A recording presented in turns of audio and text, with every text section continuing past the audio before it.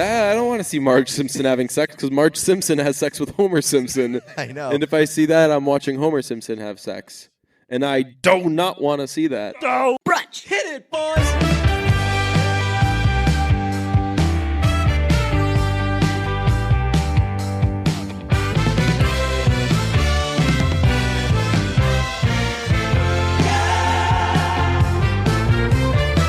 We are coming to you live in a truck. In the front seat of my truck. The front seat. We were going to choose the back seat, Pete, but although there was more room in the back seat, maybe a more conducive space for this type of medium, it would have looked weird. It would have looked for sure weird once we got out of the truck after sitting in here for 30 minutes. I don't know if anybody would have noticed, but two guys just getting out of the back of a truck in the middle of a movie theater parking lot. Not the best image to give off. I've come to find it's probably looking just as weird what we're doing right now. That's true. Which is sitting in the front seat of a truck, And actually, holding microphones to our faces and looking at each other and speaking. And actually, I'm pretty sure the back windows are tinted. So if we were to sit back there, nobody'd see us. Instead, now everybody's looking at us podcasting in the front seat of my truck. Instead, I guess you could say that this is our first live show because the folks at AMC Burlington are they're getting an eyeful. Brunch is recorded in front of a live studio audience in the parking lot of AMC Burlington 10. Pretty big audience. I mean, Dude, it's we however many saw- theaters times whatever many people. We saw the Meg tonight. That theater was jam fucking packed. Overflowing. That was standing room only for the Yeah. Meg. And that confirms it to me that seeing a movie at 7 p.m. is the absolute worst idea on the planet. It's the worst. 'Cause if they're gonna pack a theater for the Meg, Yeah. you're gonna pack any theater at a 7 p.m. showing. Like I said, last time I went at a 7 p.m. was The Equalizer 2. That was also packed. Two not very good movies. Yeah. I was thinking maybe it's because it's opening night for the Meg, but who's so excited to see the Meg?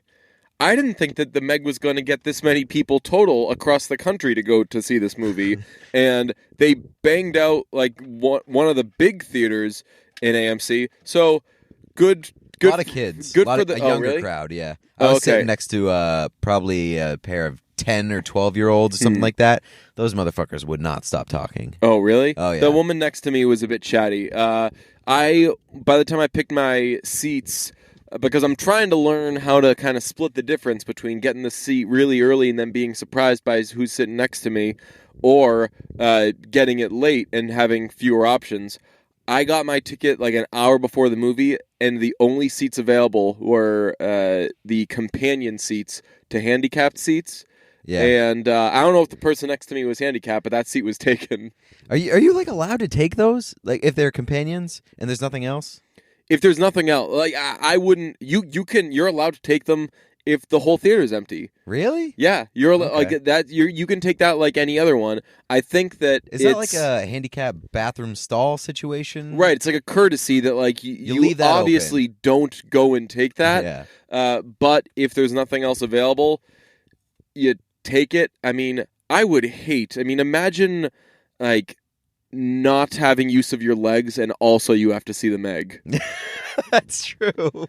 That That's was just like you have your. That's like a stacked deck against you. Like why would you want to put yourself through right. that? Like you are a very courageous person and you overcome everything every day.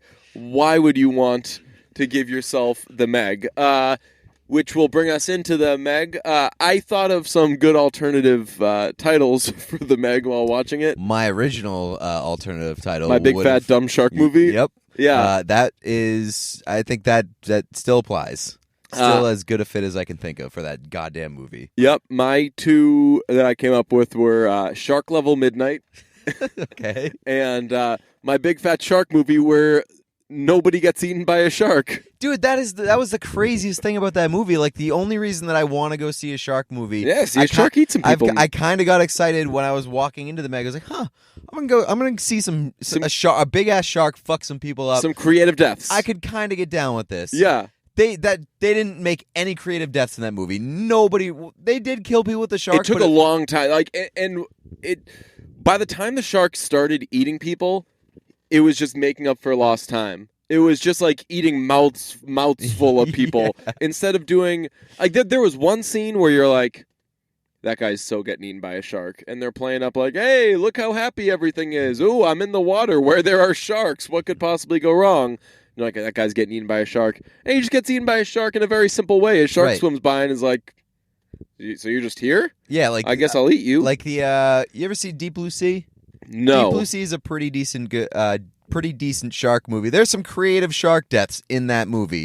And I think that is sort of what I want in a shark movie. It's like a bunch of people trapped on or in some facility or structure or something like that, and they got to escape this shark. That is like the ideal shark movie with some creative deaths. This one sucked because it was like they were chasing the shark. Did you notice that like the shark wasn't presenting a threat to anybody throughout pretty much that entire movie? When they're trying to kill it, when they're trying to do all these things to it, I'm like, it hasn't attacked anybody yet.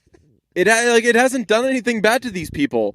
It's just probably lived its life. They were going after the shark for about 80% of the movie. Yeah. And the shark was presenting no threat to anybody. It was sort of like that video that we watch in our free time sometimes where it's the puppet. And the puppet is asking the guy in the park. Oh, why are you facing the camera? Yeah, and the guy's he's like, get the camera out of my face. Get the camera out of my face. Yeah. He's like, sir, you're following the camera. Why are you facing the camera? Do you understand the contradiction between what you're saying verbally and your actions? You're facing the camera. Get the camera out of my face. But sir, you're following the camera.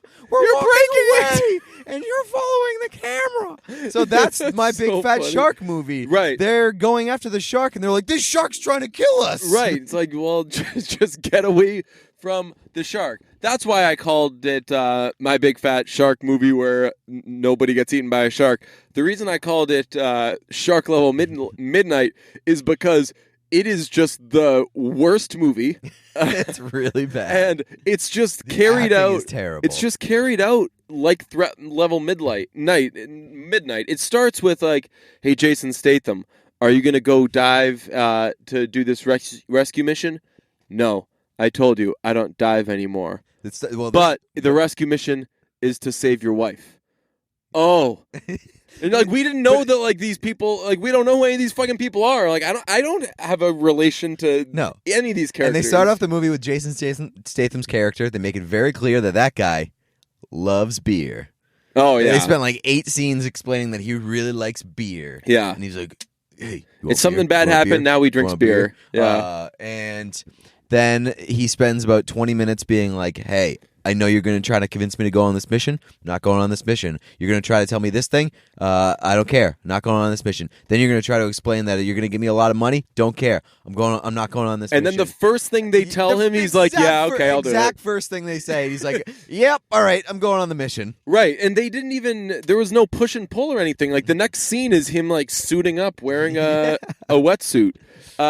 Which, by the way, I always find funny, like in those things when they go in like these tanks and they're diving underwater in these things and they're going to go up against a shark. They put on a wetsuit before they do it. Yeah. That's going to protect you. If any scenario presents itself where the wetsuit is coming into play, you're dead. This would have been a perfect movie for them to just stick Jason Statham in some fucking cargo shorts and like Timberlands. Yeah. And have him jump in the water because nothing else in this movie fucking made sense at all. Terrible use of Jason Statham. He doesn't fight a person the entire time. No, they have him fight an 90-foot shark. His character could have been played by anybody. Right. Anybody in the world. So that was like a Chris Pratt role. Like, give that role to Chris Pratt. You know? Fucking Night at the Jurassic Park style. Yes. But the guy from Fear the Walking Dead. I feel so bad for that guy. That guy is way better than this shit. Like, every time I see him in something, I'm like, man, it's too bad that he's got to be in this because I think I like this guy and he's only in bad shit. And it's crazy because you would think that guy would be a well-respected actor because every person that he plays in every role is wildly different. He's the Mexican guy from Training Day and he plays the Australian guy in this movie. Yeah, he's awesome. He's very, very good, and I felt bad that he was in that. I'm not a huge character development guy. I don't always need character development, but holy smokes, a smidge of it. This movie, like, again, it starts off with, hey, you've got to save someone, but it's your wife. Okay. Or your ex-wife. Okay, I'll go save my ex-wife. Hi, I'm the boss. Do you know my daughter? Gorgeous woman. It was just nothing changed the entire time. And you're like, oh, I bet gorgeous woman and Jason Statham are going to develop some sort of flirtation. How should we establish this? Yeah. Oh, she walks in on him after he gets out of the shower. Yeah. And she'll stare at him for 5 minutes. Yeah. They really did not need to shoehorn a romance into this movie at all. No. This movie didn't need to get made, period. But you also don't need a fucking romance in this My Big Fat Dumb Shark movie. Yeah. So this takes place on what Rainn Wilson's character, who I think no one's sure exactly what that guy was. He bankrolls an underwater research facility. And all he talks about is how much money he's spending on it. He's not a bad guy, but everyone acts around him as though he's a bad guy. Yeah. He does a dumb thing at the end. He's just like a sort of obnoxious kind of ignorant billionaire. You know, he's the obnoxious American. Yeah, he's like Donald Trump. Because there's a lot of he is Donald Trump. Yeah. He is the guy, he's the billionaire who just constantly talks about how much money he has. And less racist. Brags about very less racist. And he gets accused of being yes. of being racist in a very funny scene. One of the guys, they all fall into the water, and this guy's yelling like, "Help! I can't swim!" And he's like, "Are you fucking kidding?" And it's a black guy, and he's like, "Oh, like racist?" And he's like, "No, you work in this underwater thing. How do you not know how to swim?" That was a decent scene. Like that was it was funny. It's good to work in some racism wherever you can. Well, it was cool. It was a little like racism fake out. Yeah. Because I was like, oh, come on, Rainn Wilson's character, you're not. Oh, okay, I gotcha. That was one of two laughs I got. That one, and at the end of the movie, did you see when the movie ended with it saying Finn on the screen, and then someone started clapping, stopped clapping pretty quickly, and said no. I didn't hear them say no. I should have said it louder then, because that was me. Well, are you clapping? Yeah, that was me. No way. Yeah, that was me. Was that really that you? was me. Oh, and the woman God. next to me laughed so hard and said, "That just made my day." And I just felt so fucking good, because the theater was fucking packed, and I just gave it up. That was a very enthusiastic clap, and I was like, are you fucking kidding me? I was going to bring that up on the podcast, being like, some fucking asshole claps at the end of that movie. Man, you should have waited for me to get there, because I know. It would have been a way funnier reveal. Fuck, God damn it. Like... But it just like hit me, like... It wasn't even like a plan. I just fucking started clapping, and I felt so good about it as I was doing it, because there was just dead silence. I don't think anybody in that theater liked that movie, which is a wild thing, because everyone went to that movie. Yeah, on opening night. Like, is anyone going to that movie thinking it's going to be good? We both went because we had it fucking circled as this shit looks so stupid. Like, there was a theater full of people that went to the Meg on the opening night. Not ironically, like we did. I would say we did that. The woman next to me went by herself. Like, I don't think she was going ironically. I don't think that she's going home and like posting on Facebook. This is what old people do. They go on Facebook and they think say they're podcasting in their car right now. Maybe, but you did. You showed up with a fucking SeaWorld shirt. Yeah, see the Meg. It's a Rockport shirt. Yeah. It's my grandmother got me this shirt when I was in like middle school or something. That's for sure a grandma shirt. Yeah, and I just decided, I was like, I'm going to wear this shirt. And I think this was before I knew what irony was, and before the term hipster existed, and this was just like a fucking shirt that I wore, and I would wear this with cool clothes, and now I still wear it. I have one of those with like wolves on it, but wolves are cool. So... these animals are cool. This is a dolphin, and dolphins are overrated, I think. Rainn Wilson's character dies by trying to kill one of the Megs. There are multiple Megs, and Spoiler. And he bombs the Meg and bombs it like 3 times just to be sure, and then goes over to check it out, and he's like, "Oh, whoops, this is a whale," and then a Meg eats him. Great humor. There were 2. Rainn Wilson attempted twice to kill the Meg. The first time was via helicopter, where he shoots it, or he hires people to shoot it with a machine gun. Yep, that get did it. not work. Mm-hmm. And the second time, he hired a helicopter and then threw bombs off it, and it ended up killing a whale instead. And both times the Meg did not die. One time he did die. When we go to, speaking of these crazy T-shirts, when we go to Atlanta this weekend, we should see if, like, what would Atlanta sell for, like, these kinds of T-shirts? Strip club shirts? Yeah, that's probably what it would be. It would just be, like, Atlanta in Comic Sans, and then, like, cartoon strippers. What would cartoon strippers look like? I want to know. I feel like that's probably a thing. Yeah, like it's like boardwalk shirts. Like like what's it called? The spray shirts? Yeah, airbrush. Yeah, with strippers. Where it's a white T-shirt and it's a Tweety bird on a stripper pole. Yeah, that was a thing for a while. The what was it? It was like cartoons having sex with each other. Yeah, they have those on like porn sites now. Really? Yeah, you ever seen like the sidebar advertisements where it's like Marge Simpson having sex? Oh, really? I don't want to see Marge Simpson having sex, because Marge Simpson has sex with Homer Simpson. I know. And if I see that, I'm watching Homer Simpson have sex. And I do not want to see that. No! Yeah. Nailed it. Any other thoughts about the Meg? I can't imagine. Let me think. No. One guy. So there's, in the beginning, Jason Statham makes a decision that kills a lot of his crew. And one of the surviving members blames him for it. He's like, all these people died because of you. All these people died because of you. And then there's a scene where the Meg is kind of near the boat, and he looks back at Jason Statham, and he was like, I forgive you. You're a good guy. And then he sacrifices himself to the Meg. That does not equate.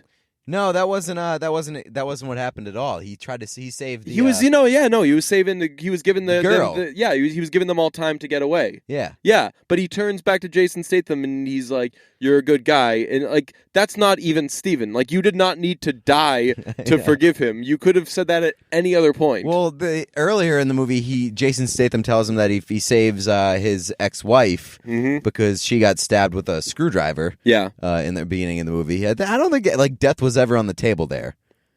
Yes, it was. They stayed down there. No. But like she got saved, had the screwdriver in her belly, and he was like, she's in stable condition. And Jason Statham's like, if you save her, we're even. It's like, I said she was stable. Yeah. Oh, okay. I gotcha. And so he was like, if you save her, we'll call it even. And then they like never really got back to that. And then the other dude sacrificed himself. Yes. There was. What was it? Oh, there was a fucking. Oh, the Meg comes and eats people during a girl's wedding, and and later they flash back to the wedding, and she's yelling about how her wedding is ruined versus all these people are dead. Yeah. That scene takes place on the absolute worst nightmare beach of all time. Yes. It is filled with people like. Obviously, children in they tubes. Played it up to be like this is one of the most highly densely populated beaches in the world. But that beach would not fucking exist. Nobody would go to that beach because there is absolutely no room to move. There is tubes everywhere. There's like rafts in the middle of the ocean. There's somebody driving a ski-doo through all the fucking people. Horrifying. And there's a dude in a giant bubble just running. With the bubble on top of the water. It was the worst beach of all time. The first half of this movie is made to look like perhaps it's a like a coal miner rescue type of movie, and I was like, oh hell no, because I don't know, I can't watch those types of movies because you get all claustrophobic and everything. So I was like, this part of the movie better not fucking last, because I'll walk right out of here with all my candy. And it didn't last. But then they went to that fucking beach where there's a million fucking kids on top of each other, and That's I was a like, different kind of claustrophobia. this is my big fat claustrophobic shark movie where nobody gets eaten by a shark. It really was. It was fucking terrible. That was somehow worse than I expected it to be. Yeah, me too. I think it's because Rainn Wilson wasn't in it as much as I thought he was going to be, and I think that Rainn Wilson, at least, like Rainn Wilson was terrible in this. Yeah, but like. Rainn Wilson, at least you know what you're getting. You know that you're getting a pretty annoying, pretty nerdy character, and this overall was worse than pretty annoying and pretty nerdy. Because this was stupid. The cast was better than I expected it to be, like, at least on paper. Everybody was bad in this movie, Yeah. but like I didn't realize that that Ruby Rose was in this movie. Who's Ruby Rose? The girl with the short hair with all the tattoos. Yeah. What's she from? She was from Orange is the New Black. She was also in John Wick 2. Oh, cool. Remember, she was the person who didn't speak in John Wick 2. She was like the dumb woman, I think, or maybe she was deaf. I don't know, deaf and dumb. Okay. She was. You don't remember her? No, I started to watch John Wick 2 again the other day, but I forgot to continue watching it. Okay. Well, she was in it. The guy from the black guy was the guy from Blue Mountain State. He played a running back in Blue Mountain State. Oh man, anyone has ever watched that? Did that have multiple seasons? Yeah, that had like I think 3 seasons maybe. Ooh, what I watched was that? it in college. It was Really? like a college show. Yeah. I was just about to say what was that show's demographic? Oh, 100% college kids. 100% college bros. It was supposed to be like a Varsity Blues type of it was just like an television absolutely ridiculous, like very problematic bro-y football show. Today's episode of Brunch from Pete's Truck is brought to you in part by Hims. Did you know that 66% of men start to lose their hair by age 35? The thing is, when you notice that it's almost too late at that point. So you want to get out in front of it. It's easier to keep the hair you have than replace the hair that you've lost. So, if you've seen more of your forehead lately, if you've seen your hair thinning, if you think that it's on the way, get out ahead of it. Go to forhims.com because thanks to science, baldness can now be optional. Forhims.com is a one-stop shop for hair loss, skincare, and sexual wellness for men. Hims connects you with real doctors and medical-grade solutions to treat your hair loss without having to break the bank. And they don't use any of that sketchy crap like snake oils and waiting rooms. So, if you want to get your FDA-approved prescriptions, just answer a few questions, upload some photos, and a doctor will prescribe you the prescription that you need. Products are shipped directly to your door. Forhims has even shared real before and after Instagram photos posted by actual clients, and they're awesome. So go to forhims.com to check those out. Also go to forhims.com to get a free trial month of Hims.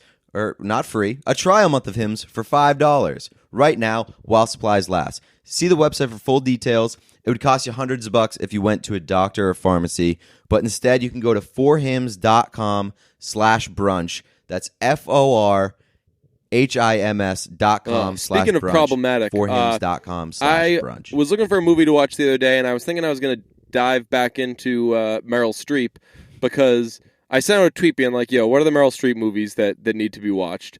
And Randy said a few, a bunch of people said a few, so I've got a list of Meryl Streep movies I'm going to check out. But I decided to watch Multiplicity instead. Have you seen Multiplicity? I don't think so. It's with Michael Keaton?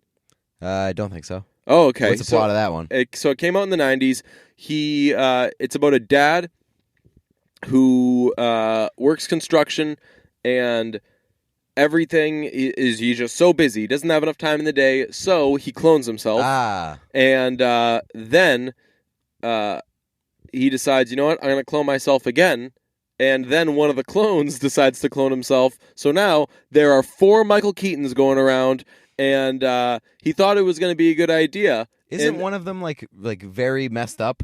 So here's where it gets very 90s, where you could just get away with anything. Not only could you get away with it, even if it was a bad idea, you would just do it anyway because it's problematic. Like that's where you got the bad shit out of your system, was the 90s. So he makes one of them like mentally disabled. There are 4 of him. The original him. Yep. The first clone, who's just kind of an asshole. The second clone, who's gay, and the third clone, who is mentally challenged. Oh my God. And that's exactly how the pitch went. They're like, how about he clones himself a bunch of times, but it's not what he expects. He makes himself accidentally gay, and then he makes himself accidentally mentally challenged, but it was the 90s, so they definitely didn't say mentally challenged. I was going to ask, too. I was going to say, 4 Michael Keatons in one movie? How do you tell the difference between them? I bet I can guess now. Yeah. But here's the real problem that he runs into. Like, those don't even end up being obstacles. Like, Okay. because the gay one, like, does a lot of cooking and Jesus. like is helps organize shit and stuff. Like, just every gay stereotype that exists, they Yes. put on that guy.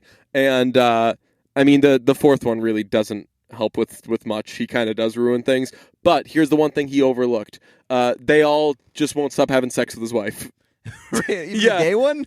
Yeah, they all have sex with his wife. Yeah. Why is the gay guy And having his sex with number his one wife? rule is like, don't have sex with my wife. Now, if you'll excuse me, I'm gonna go out. I'm gonna go away for a few days, and just like, yeah, I think in one night, Andrea McDowell has sex with all three other Michael Keatons. Does she know that they're not the original No. Michael Keaton? No, Okay. he doesn't tell anybody that he's cloned himself. Okay. So, like so she that has sex night, with the mentally disabled Michael Keaton, and Yes. she doesn't realize that.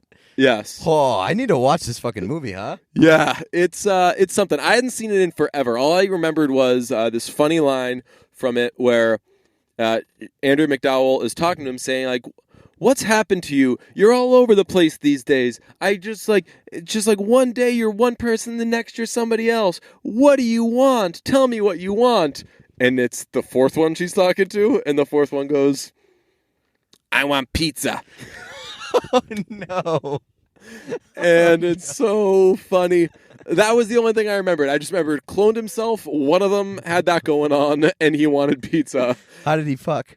Like, what do you mean? Like, did he do a good job? You're saying? Yeah. Or like, are Was it- you saying like, how did somebody that stupid fuck? No, like how did he do? I don't think Give it a she had any grade. complaints. Oh yeah. Yeah. Good for him. Although Michael Keaton does ask the third one, who is the gay one, did Why can't get she it up? enjoy? Like, did she enjoy? Do you think that she enjoyed you more than she enjoyed me? And I think he answered it in the normal way, which is like, how the fuck would I know? She wasn't like, hey, if hypothetically you were a clone, I would like this more than who I normally have sex with, which is you, and I don't know that you're not a clone, or that you're a clone. It's a crazy movie, but I'm glad I watched it. I rented it. I think I've still got like another day on it. Probably going to bang it out once or twice I more. might come over and Get have a that nice free little watch, Playboy. party. Yeah. I watched the Ted Kennedy movie Chappaquiddick the other Nice. day. I'm long overdue to see that. It is better than I expected. It made me very mad. I did know the story surrounding that movie, but holy fuck, fuck Ted Kennedy and just fuck that whole family. I guess that whole family was screwed up all the way through. And I guess like my takeaways from that is that.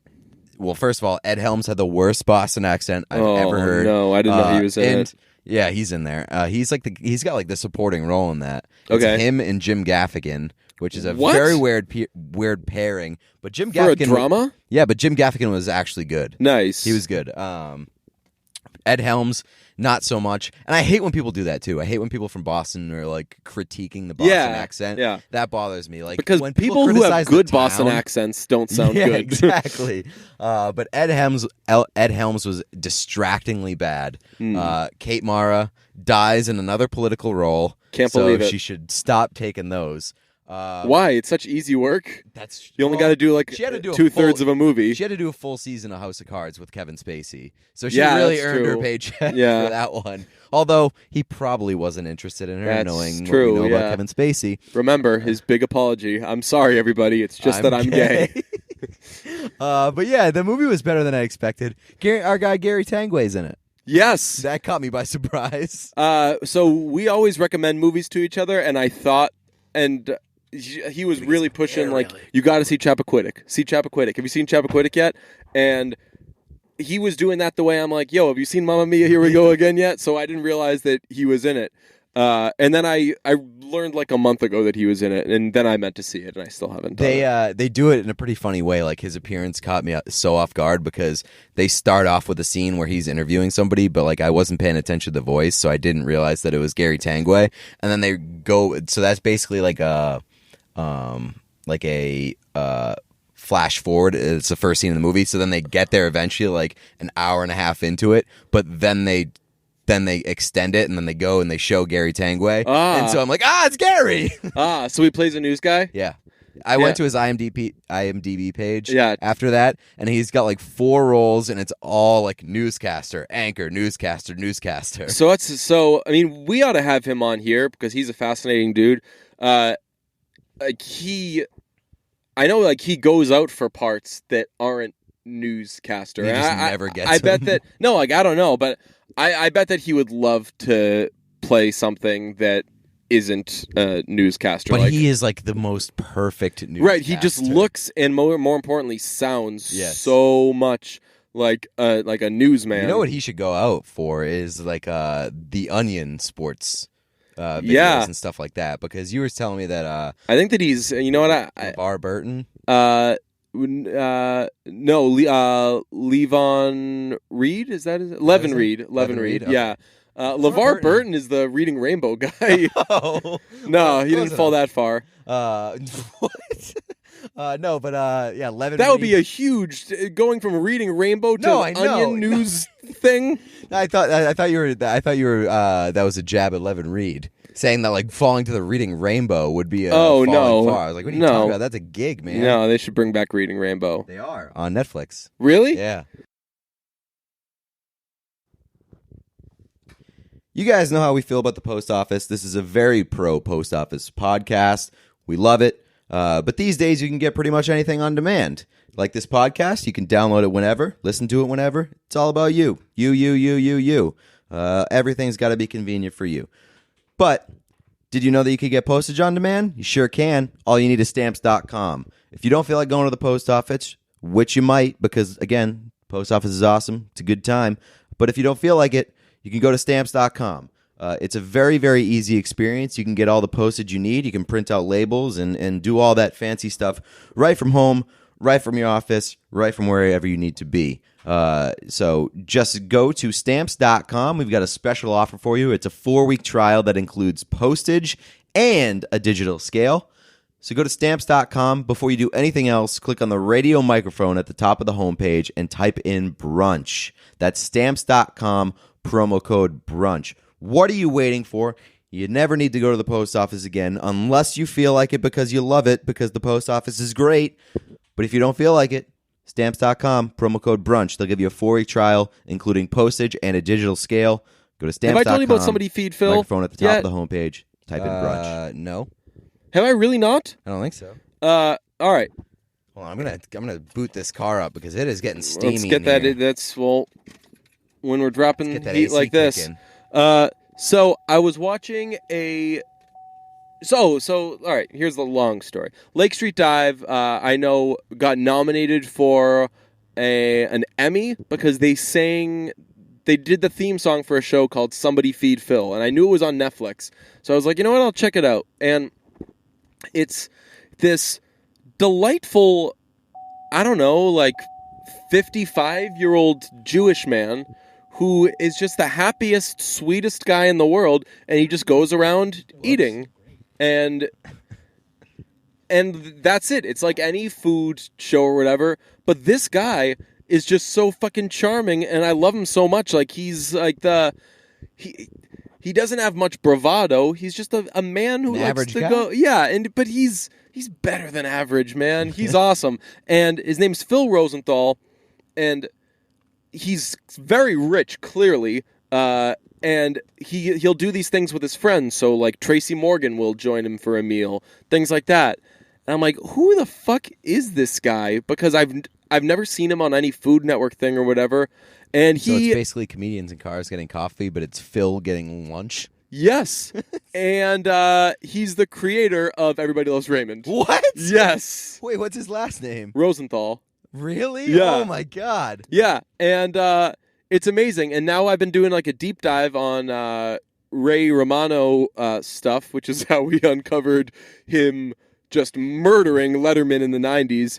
But like he'll make reference to like because at one point Ray Romano was making $2 million an episode. He was the highest paid actor on television, and he was saying like I was obviously known for getting a very, very huge cut, but he was like Phil was really getting all the money. So I'm like, man, this Phil was bankrolling off fucking Everybody Loves Raymond, but he was stashing it away for his goddamn food adventures. Phil eats lunch TV show. Fluffernutters with Phil. It's so fucking good though. We should get Phil on. From watching it, you can tell. It's basically like watching Curb Your Enthusiasm and being like, I know that this show is what we associated with Jerry Seinfeld and Jerry Seinfeld's act, but this humor is totally this guy. Yeah. So like a lot of the food stuff, like he said that the like all the cooking stuff, because food's obviously a huge part of Everybody Loves Raymond. Yep. That's clearly all from him. Like his mom is like a bad cook, and because like Raymond was an Italian character, I'm assuming they didn't want to make the mom a bad cook, so they made Deborah a bad cook, and it was just so great. So I'm watching that. I watched the New York one. I always watch when I'm watching a food show. I always watch the ones that are kind of attainable to me. If it's like New York, I'm like, cool.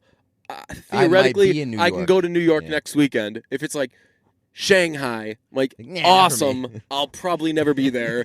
So, like, what if I watch this and I'm like, fuck, I need all this food that they have in Shanghai. Were you ever a Bourdain guy? No, I wanted to get into him once he died, which is a weird thing to say. Like, I felt bad when, not like I was missing out or anything, but like, I just felt bad that this guy clearly had such a profound impact on so many people, and I just didn't participate in it. Yeah. I feel the same way. I also just feel like it's one of those things, there's no pressing need for me to get into it because I know that I'm going to be into it no matter what, that I just feel like I'm kind of saving it for when I need it. It's like the Beatles. Yeah. It's like I'm saving it for when I need it because I know that I'm going to love it. Yeah. So that's the way I sort of feel about Bourdain. But I'm surprised that I'm not into that yet because I do fucking love those shows. Like, I love travel. I love, like, all those shows that they're just like, hey, let's go to this place and just let's, like, report on the culture and show some food and shit.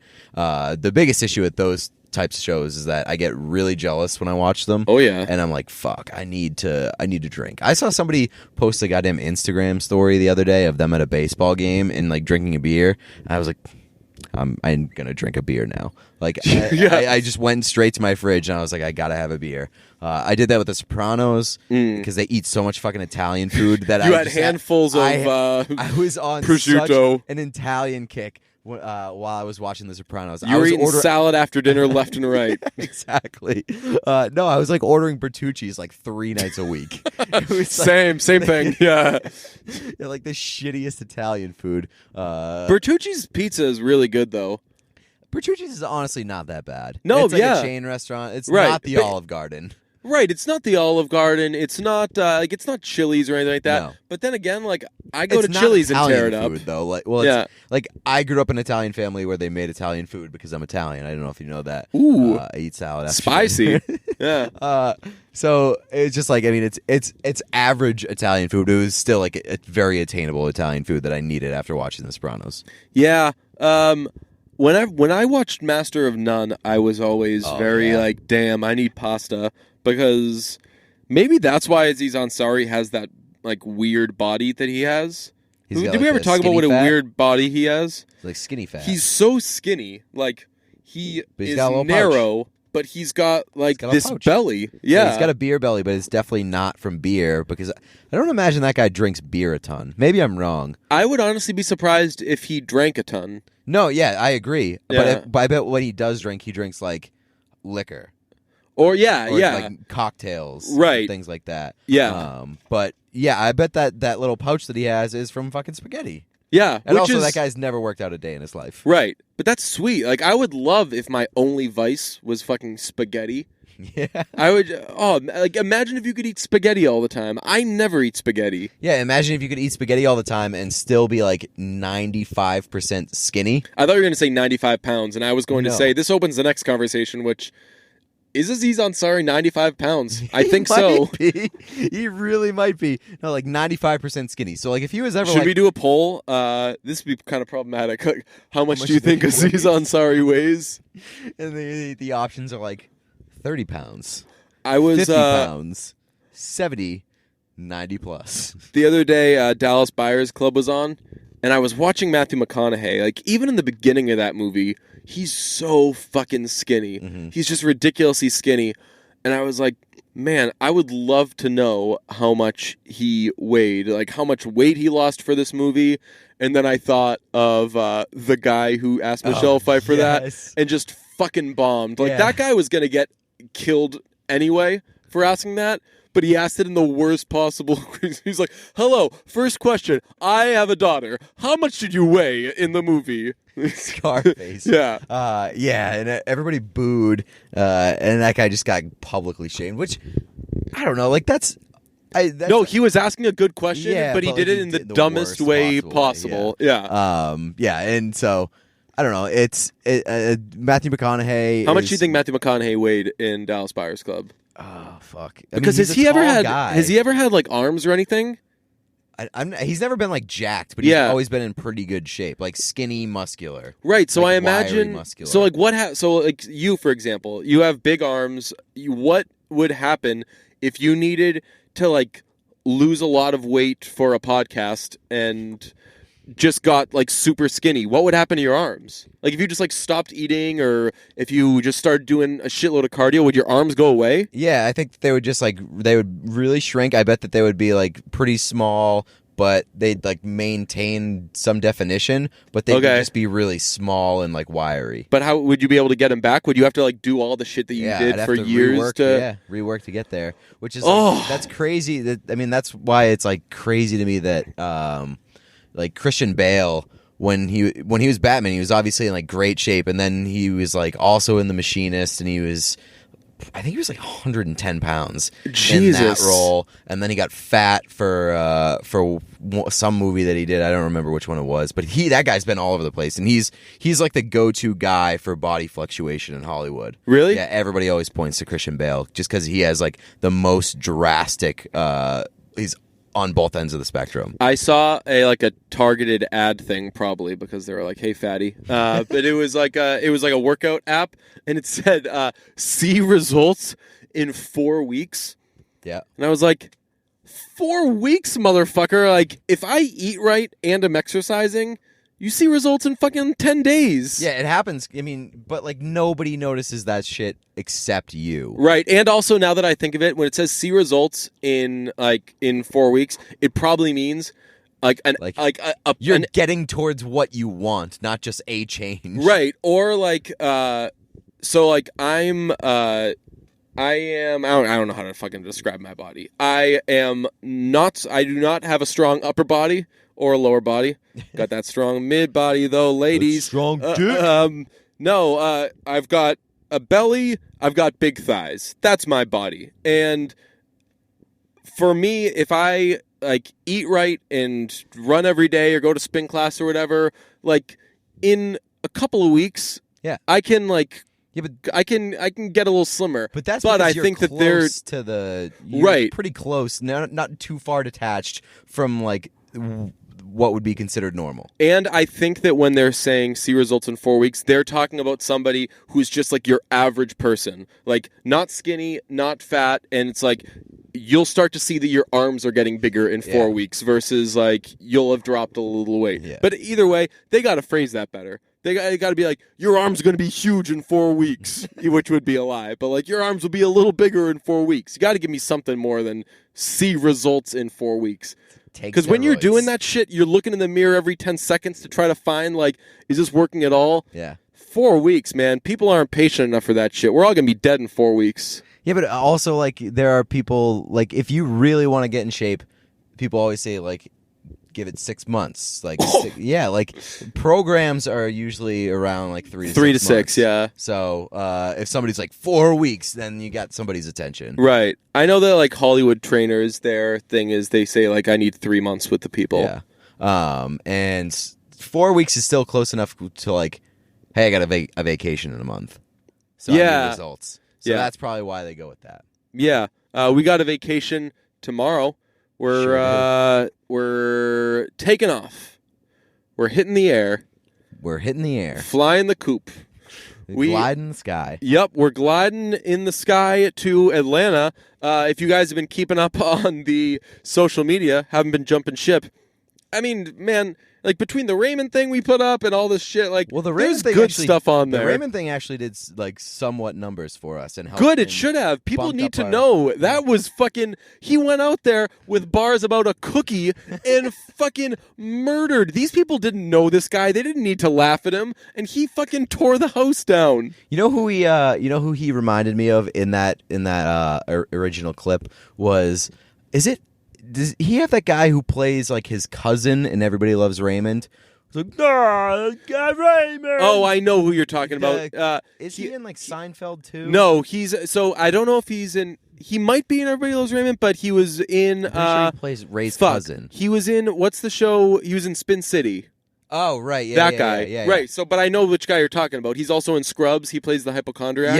Yeah. Wait, no, that's the bigger guy. Oh, that's who you're talking about. No. Oh, I know you. Oh, you're talking about the chef who wants to be who calls Joey Dragon in Friends. Yes, that guy. We got there. Yeah, that yes. guy's a fucking asshole in Friends. Yeah. So doesn't he guy, like hit Monica? He does like terrible things. Yeah, he's such he's a bully to Monica. Yeah, right. Like, he like actually bullies Monica. Yeah. So that guy, which Monica was no saint herself. No, but dear God, not. people. Huge homophobe.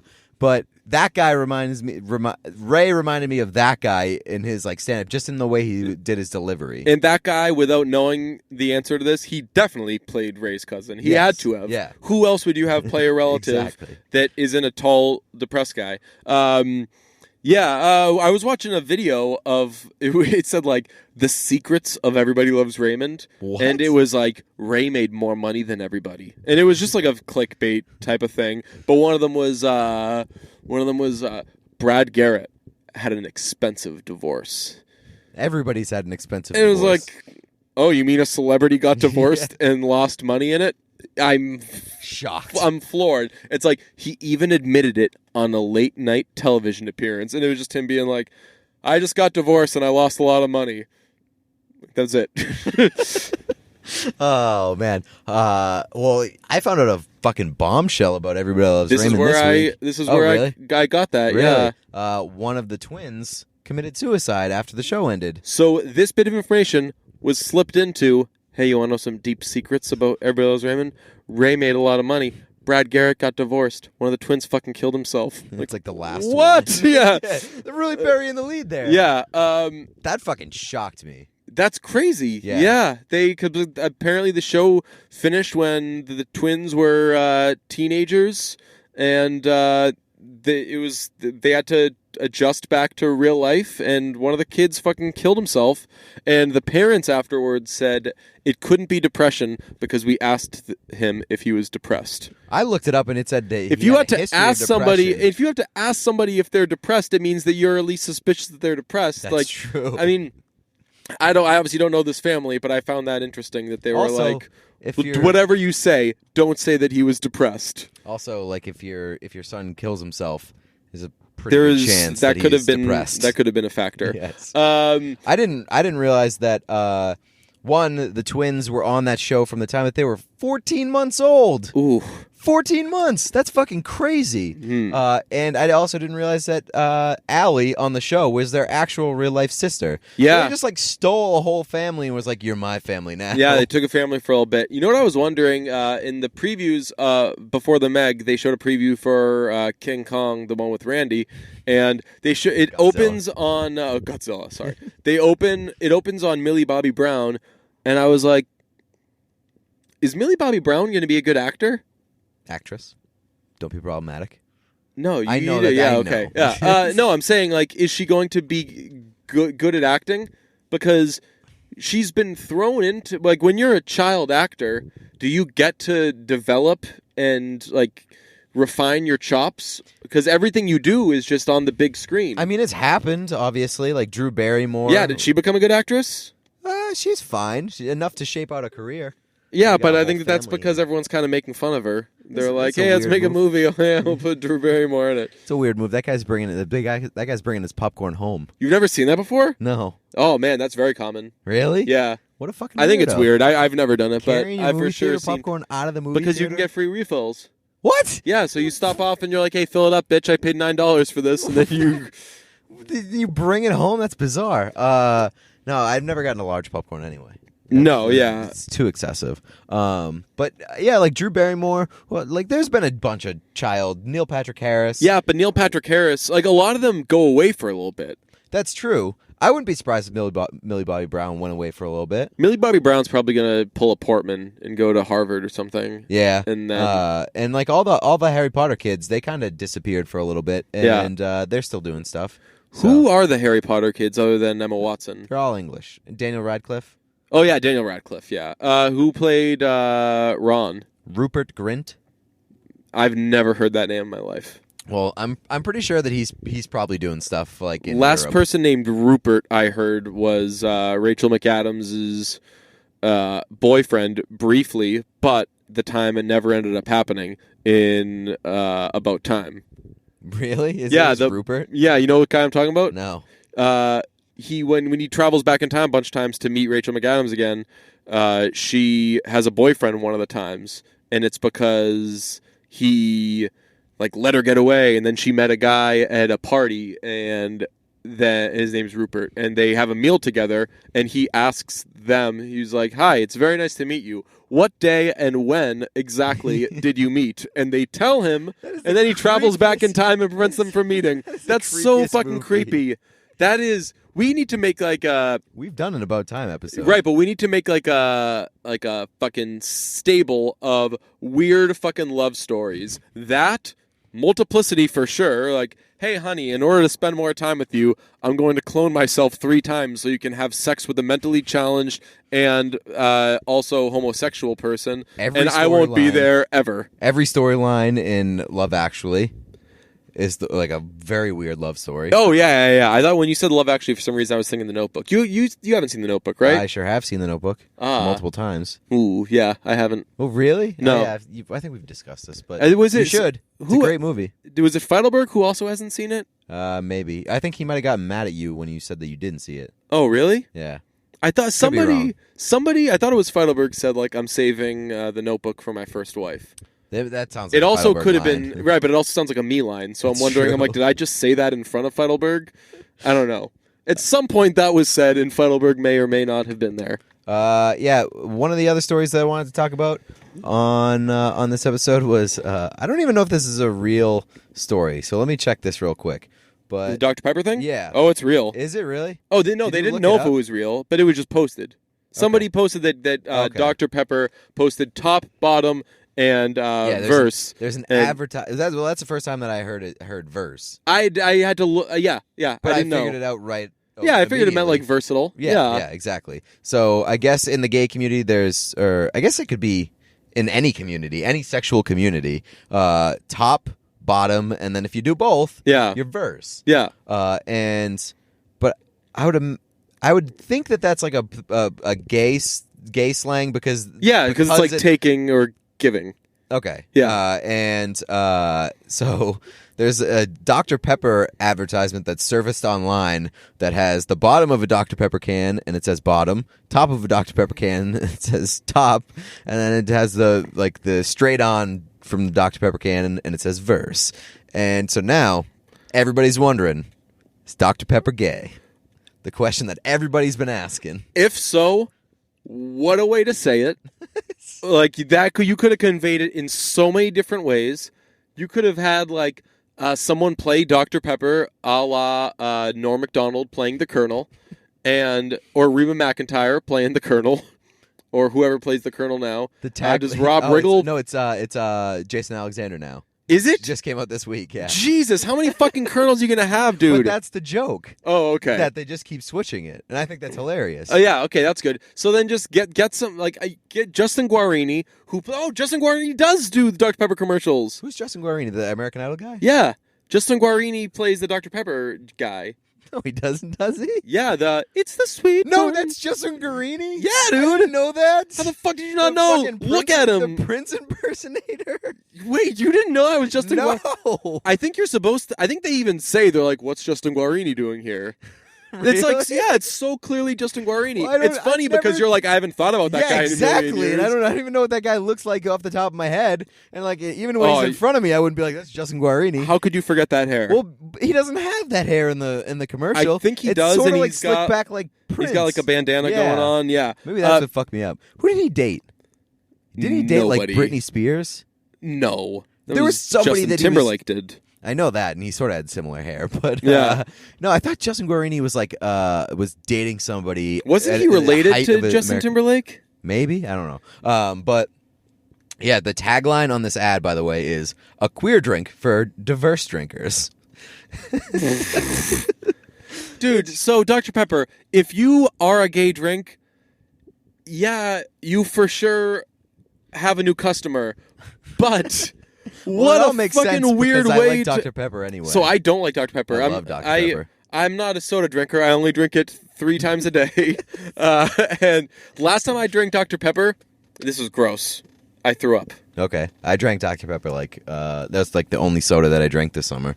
When I was a drank kid, it in the Cape because it had a special label, and I was like, "This is dope." When I was a kid, I liked Dr. Pepper. It's got that vanilla. It's got everything in it. 23 flavors, baby. Yeah, has anyone ever called that bluff?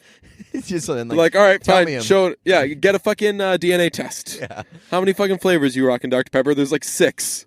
I really think that if this is a real ad, we should stick it in a fucking time capsule because in 50 years, people are going to be like, well, in 50 years, we're all going to be dead, but in 50 years, people are going to be like, what the fuck? Yeah, like even whose idea was that to be like, hey, this soda can has gay sex? No matter how much time has changed, there will never be a time where someone's like, hey, because how much have they conveyed heterosexual sex with any sex with cans? I've just never seen that before. I guess Coke's not out here like cornering the straight market by being like, hey, our Coke cans only fuck puss. But I do know. But so I'll say this. I've reached this point. I love that the first can sex thing to happen was gay. That's right. That's true. Like that, getting out ahead of the game. I'm totally on board with that because honestly, if you're straight, you're an asshole. Well, like if like they come out and they're like, hey, Coke's for straights. It's like, oh, right. you can't do that. Well, no, honestly, if actually they did do that. Remember there was the was it Dr. Pepper that was like Dr. Pepper for men? Oh my God! Yes, yeah. It was like a was it like joint with Burger King? It was like a thing. It was a bunch of men walking down the street and marching. I think so. Yeah, it was like a man's march, which isn't awesome. Oh my God! Was it Dr. Pepper? We've probably talked about it on this. I remember seeing that and being like, "This is what brunch was made for." We have to talk about how bad that is. Oh, for guys. So maybe this is them slowly come around and apologizing. No, but either that or but it Dr. Pepper 10 because it was 10 calories, but it's for guys. So if a soda came out with a thing saying that cans were having sex and it was like a phallic, like a P and V type of thing, a natural like my reaction would have been like, well, fucking imagine if like they did that with a gay thing and how up in arms everybody would get. But you fuckers are allowed to come out and do that. I like that the first one that has happened in this burgeoning can sex world is gay. So maybe kudos to you, Dr. Pepper. It's still very odd that that's how you went with it. Yeah. Maybe the first attempt for marketing Dr. Pepper towards men was like an attempt to be like, hey, men. And only men. Yes. We're trying to make a world of men party. Just nothing. And it just got misconstrued. So now they're coming out and just being like, hey, there's no way that this gay. is yes. Gay soda. We are for the gays. Yeah. That's not saying like we are for the gays. We're saying like they're saying we are gay. Actually gay. Yes. Like this soda. That's true. This soda that you did not think had feelings and beliefs and a sexual identity fucking does. And boy, let me tell you, it's gay. Hell yeah. I'm talking myself into thinking that Dr. Pepper is kind of great for this. Again, like would have went about it in a different way, probably. Yeah. Rather than just like throwing yourself out there to be like, let's have gay sex. But it forced me to look up a gay sex term. So I didn't even have to. All Like, wins. it just taught me a gay sex term. Right, but what I really want to get was like, did they say vers or verse? Because versatile you would do verse. Reverse, yeah. But like you would say if something's Like vers, like ders. yeah Yeah. ders. So in the did you find out what it is? Verse? No, I realized Urban Dictionary doesn't have a pronunciation guide. Ah, damn it. Yeah. So we definitely have a gay following. Please let us know how to pronounce vers. Yeah.